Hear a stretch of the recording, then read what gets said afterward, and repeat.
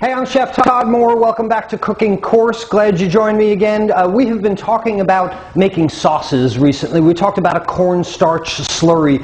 We learned how to make a roux with butter and flour. And this is going to be the element of what we talk about today. And I'm really excited about today because this is really cool. We combine actually a saute method, the braising method when we add liquid to it, along with what we've been speaking about with roux. So we're going to make a beef something today. We're going to start out 3 or 4 steps into making beef bourguignon or beef stroganoff or a beef with mushrooms and a savory gravy. It's all done the same way, and it's all done starting with our trusty saute pan that we have on the stove. Remember, a direct source intense heat for our saute pan winds up on the stove top. So step 1, we want to make sure the pan is hot. How do we know when the pan is hot? Well, a little bit of liquid, as long as our fire stays lit, a little bit of liquid in the pan, psh, and we hear that psh. That means the pan is at least 212 degrees because water evaporates at that temperature. Get rid of any additional liquid because I'm about to add some fat. My olive oil will go into the pan. Again, maybe a tablespoon worth or 2 tablespoons worth, just enough to barely coat the bottom of the pan to where I can tip this pan up to the camera so you can see it and it doesn't go running on the floor. It is just enough to coat the bottom of the pan. And now I'm going to swirl the pan around to make sure that the oil covers the entire bottom of the pan. I want to heat the oil until just before it begins to smoke. How do you tell just before something's going to happen? Well, it gives us our indicators because even though the oil is only a micromillimeter thick, it heats, rises, cools, falls, heats, rises, begins a convection process. When that convection process begins, the oil gets lines to it. It gets ripples. I don't know if you can see that in the light there, but it gets this striation, the ripples. It's kind of like the legs on your wine glass. And as soon as you start to see that oil get ripples in it, go from perfectly smooth to being like hammer-banged metal and having little pits in it, we know it's just about to smoke. So what I can do at this point is add some onions to it. Saute some onions if I'd like.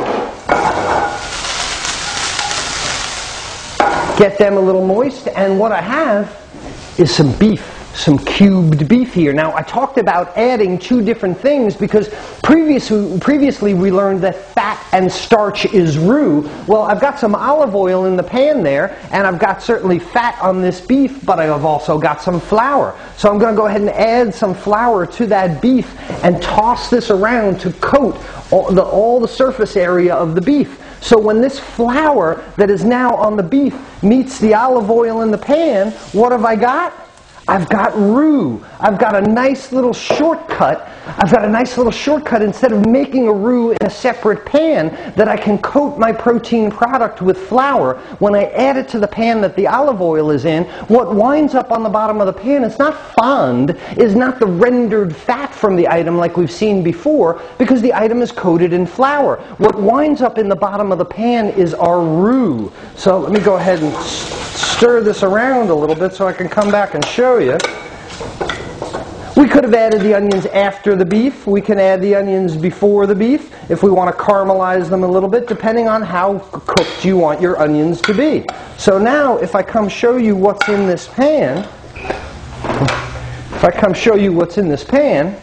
so now you see what I've got on the bottom of the pan here. This is not fond, this is not the rendered fat, but this is the combination of the olive oil and the flour to make me a roux in the bottom of the pan. Now I'll go ahead back to the stove and go ahead and add a broth to it, some kind of liquid that, as we've seen previously, will start to gelatinize at 150 degrees and make a nice pan gravy for me. So we'll take this back onto the stove. Let's add a little more heat to it. And we've got that nice combination of fat and starch in the bottom of the pan. What I can do now is go ahead and add some beef broth. Yeah, out of the can, out of the carton. We don't have to go through all that to make our own beef broth. Go ahead and add that to the pan. That is, in essence, going to deglaze the pan. I use that term loosely in this situation because what I want is that combination of fat and starch. I'm going to go ahead and add some mushrooms to the pan so they cook through. But I'm going to come over there and show you how thin the gravy is right now, and then we'll see how thick it will be in just a minute. So check this out. So here's our beef dish with gravy, and we can see how thin it is right now because it's just the stock, but it is already starting to thicken. And I've shown you nappe before, where we take the spoon and we draw our finger across and see if the sauce runs back together. Well, this sauce isn't even thick enough to coat the back of the spoon right now to hold on there. So we're going to go back to the stove and try and thicken this sauce up a little bit.